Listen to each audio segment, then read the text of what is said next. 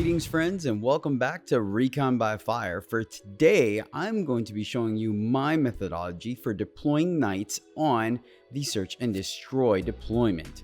This, unfortunately, is one of the ones that I dislike the most, and so it's the one that I try to put the most thought into to mitigate that. The reason why I dislike it is because it is very difficult to hide all my knights in here without giving something up for my opponent to shoot turn one.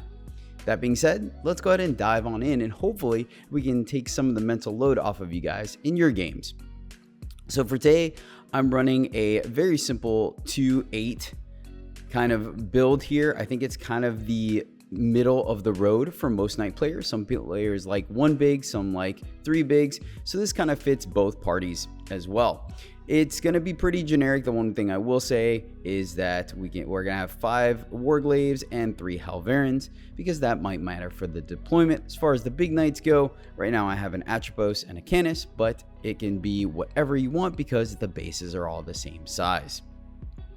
So first off, I'd like to say, because this is a smaller deployment and I want to have some additional mobility as well as keeping my opponent on the back foot when screening comes into play, I immediately put 2 of my armigers into reserves. Running 8, I have the leeway where I could, plus it allows me to avoid a potential traffic jam in my deployment zone. It's based primarily off of what the opponent has, right? What I put in reserves, but generically I do a 1-in-1 mix. I put 1 Warglaive, that way I have a good anti-tank that can come in, right, if I need to, and kind of pick off something if they overexpose it within melter range, and then 1 Helverin to kind of help screen out backfield and cover long range. If, for example, I wanted to bring it in back here, and that way I can shoot all the way down the board, or if the opponent gives me an opening, put it somewhere here, and then shoot down these lanes. I mean, obviously not through this terrain, but you get the point. So that's the first thing I do. Next thing, irrelevant of what the opponent does, right? You always want to consider where your big knights are going to go first, because you need to make sure that they have the large bases. Something that not everyone knows is that the Titanic models do cause your opponent to have 2 drops in response. They changed that in one of the data slates. It's a small update, but I find that in tournaments, a lot of people don't realize that. So I typically don't want to drop them too early, because it gives my opponent a decent amount of information where they may or may not want to put their anti-tank. And if you drop them too late, you're not capitalizing on the additional information you get by having them place 2 drops where you could potentially outdrop them, which is nice. So I typically look at where they're going to go and keep that in mind as I'm deploying my armigers to make sure I don't block them off. I've also been going with Sticky Objective quite a bit, and I've been putting it on my Atropos. So I kind of already assumed that the Atropos is going to go somewhere here. This is a good spot for it because it allows me to potentially threaten coming out this way and their natural expansion. Or if they push something out here, the Atropos can pop out and threaten here. And it also stickies my home objective without overexposing it, and actually it doesn't expose it at all, which is fantastic. So you'll see that as I deploy, I leave this one open. So that's something I'm going to consider, right? And then Canis, I leave kind of flexible based on how my opponent deploys, especially in this one, because again, you can't hide everything. So there is a chance that you may go near the front to pop out the center, or place him somewhere here in the back to move out this way. Potentially reinforcing the Atropos is something that you could do, but I typically don't. Heroic Intervention is great, but having 2 bigs very close together feels like it kind of minimizes or parking lots them a little bit, or traffic jam. So I don't do that. So I just have that one and react. Next up, we're going to do the Sacrificial Lamb to the center objective. Right, this is another one that I hold off just to not give my opponent too much information on what armiger is going to be up front or ready for them to pounce. And so, but there is something that we need to consider to make sure we have something that is within 12 inches of the center for the established locus, area denial, secure no man's land, cleanse, all that. There's plenty of objective or secondaries on turn 1 that would lead us to potentially score that, as well as counteract our opponents. If they go first, they get that. They put something in the middle, or potentially a scout or infiltrator squad to screen us. We need to have something there that can deal with it. I typically go with a Helverin because I like my Warglaives. I aggressively attack my opponent's anti-tank, and Warglaives are fantastic for that, as well as being a good melee threat as well as range. So the duality of their, or hybrid variants of their style, is why I kind of value them a little more than Helverins, though there are matchups where Helverins absolutely pop off. So this one goes for me. Again, I deploy very defensively, trying to hide everything and avoid getting wrecked turn 1. And so I deploy off the template. We don't have scouts, and it goes as close to the deployment line as I can to screen this out. There are going to be some lines of fire. Like I said, this deployment in particular is difficult to hide everything, but it at least makes it to where the opponent has to push out in an aggressive way to where they get line of sight. I have a decent crackback. If I'm going up against something like World Eaters or Orcs, then I try my best to deploy completely off of this line as far back as I can, still giving up that one Helverin. I may push it back a little bit to where it's exactly at 12, and then that way I avoid my opponent getting any springboards or easy turn 1 charges into me and locking me up in my deployment zone. It is a little difficult on this end, but it is something to consider. And so that's about the only caveat I make. I make sure as well that none of my big knights can get touched turn 1, because that's just bad having it gummed up. Next thing I do is screen out the backfield. This one's a super standard and generic one. So I'll put another Helverin back here. Reason being is it's easy for the Helverin to pop out this way or pop out this way and get line of sight on its autocannons. And so that's why. Typically, I also make sure that I screen out the entire back corner, so I'm not worried about someone coming in potentially and meleeing him. They could with a rapid ingress, but I do kind of screen that and stay a little in my deployment zone to avoid me having to push forward too far and then have to backtrack to deal with a rapid ingress.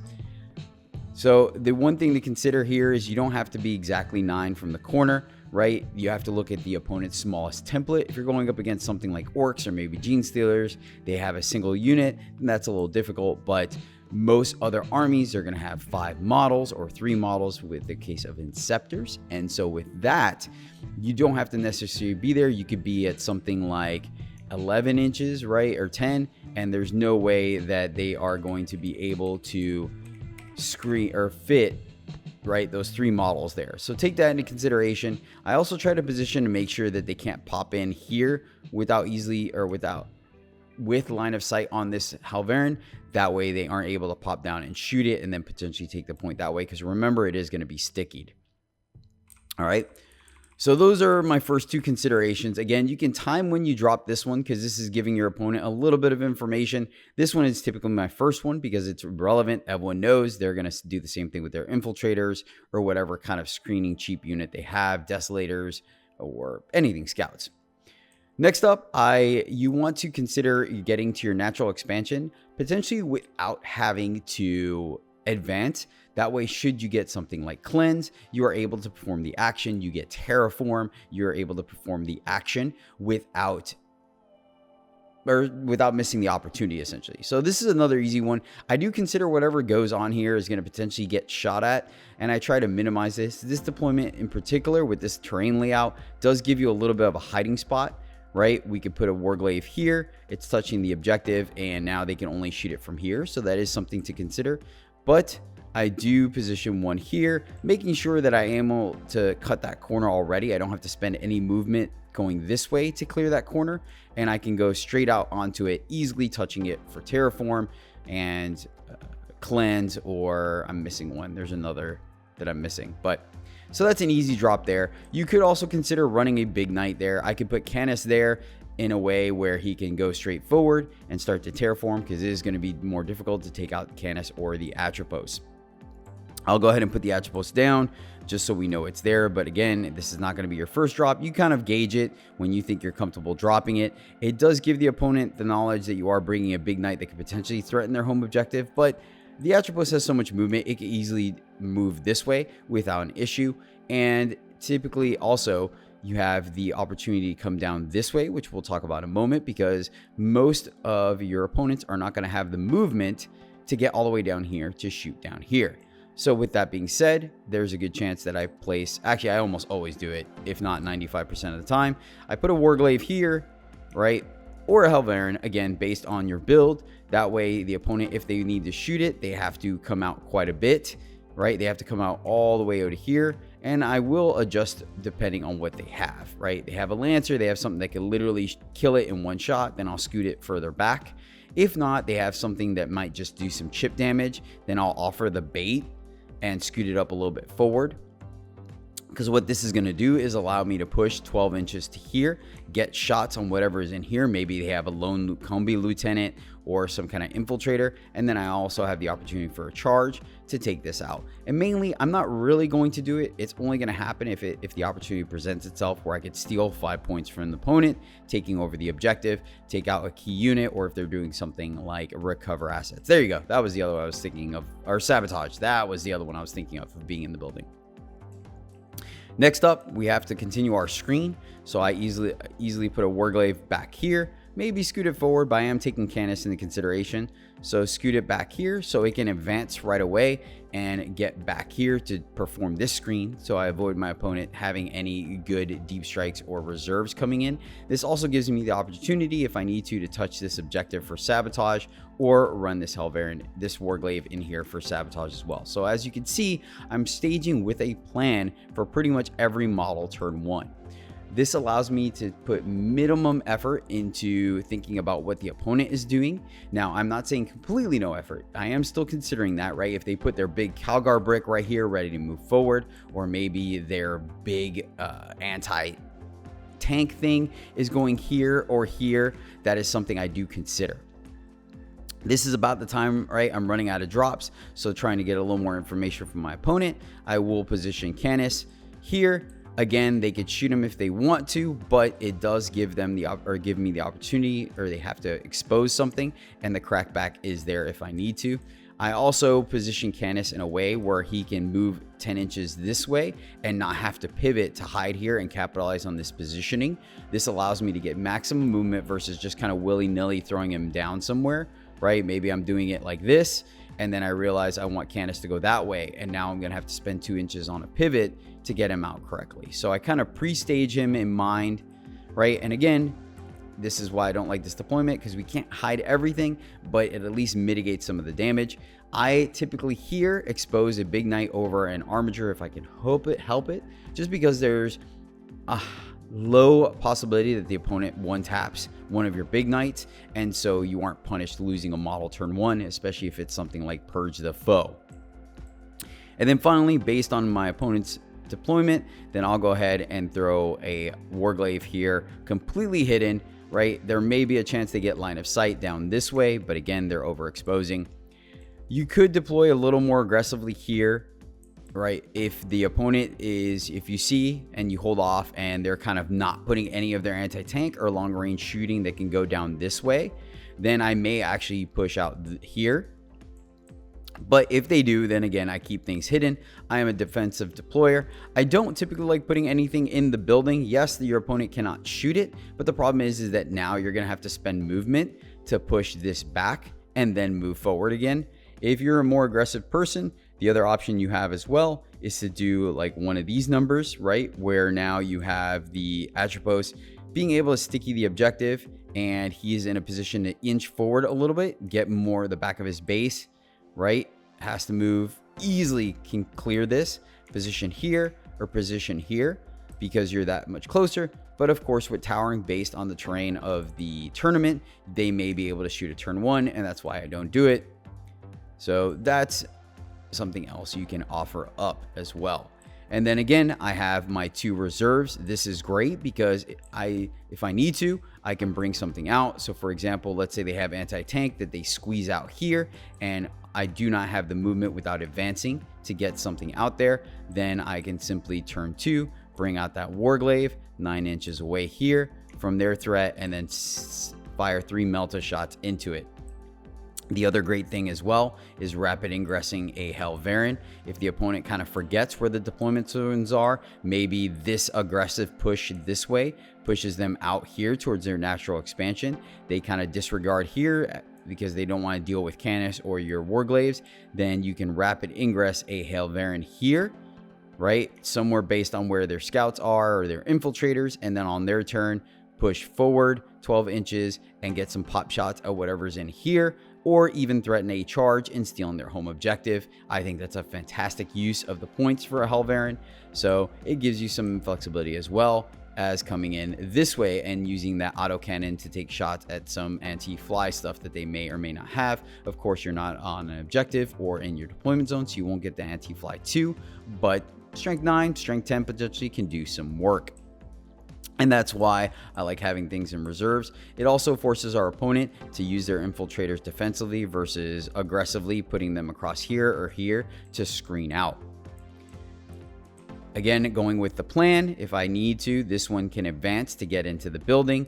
If not, it could touch this objective safely. If I really need to, I could put 2 armigers on the center objective. I could put 2 armigers on the expansion. And there is a consideration, you could also swap this or maybe put both your bigs here, one to go forward and one to go up. But again, I like this because it gives me some range of fire. It gives me the opportunity to push the Atropos where I could charge the center. I could shoot any anti-tank they have in this area. It keeps it safe from the entire army because of these buildings here. I can deploy it this way, and now they have to kind of choke their anti-tank this way, and it has the opportunity of charging back here, giving me some additional cover. There's a consideration as well if you think there's going to be a big tussle in the middle to put another armiger here. So you have 4 that could potentially rush the center, but this one can do the same thing, coming out this way and threatening anything that's on this objective as well as the center. And that pretty much covers it. I want to keep it short. We can what if this to absolute death of all the different scenarios we have based on the opponent, the terrain layout, and whatnot. But I figured this is a good stepping stone for you to devise your own plan on deployment.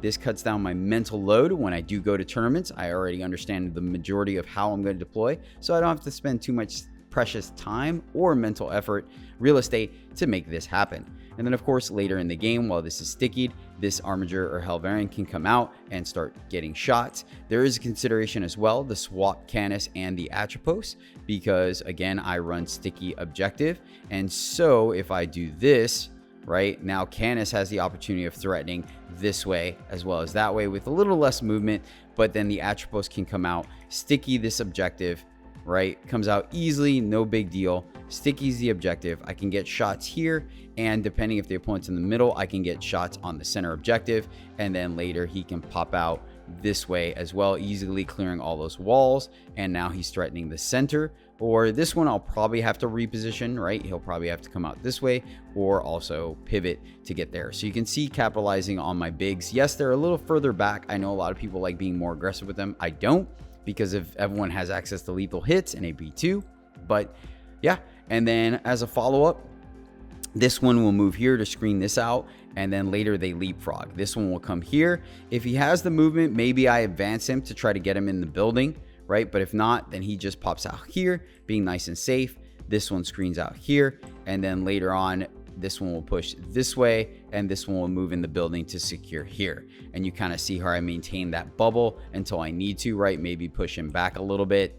Typically, there isn't a wall here in real life. This is just awkward TTS. So I can screen out this backfield, and I have the ability to aggressively push. I can also see you swapping out the Helverin here, depending on the matchup, putting it here, and it screens, and then as soon as that's over, it can pop out this way and has line of fire down this way as well.